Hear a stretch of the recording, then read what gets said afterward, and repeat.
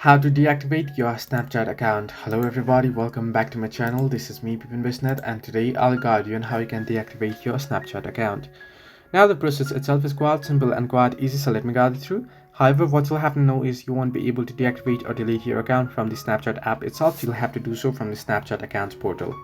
Now first, you want to head into your browser on any of your device, and on the search bar you can simply search in for Snapchat account portal here. So you want to type in Snapchat account portal, and now you can see their very first link, Snapchat login. You want to tap on it, and here on this link you want to log into your account. So in my case I'm already logged in, but it'll ask you to log in first, so you want to log in.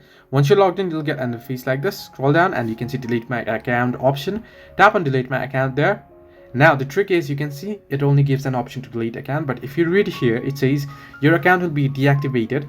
Once you go through this process, your account will be deactivated, but your account will remain for 30 days. However, after 30 days your account will get deleted permanently. So you can simply tap on delete account and your account will get deactivated, but you'll have to log in back to your account before the 30 days limit.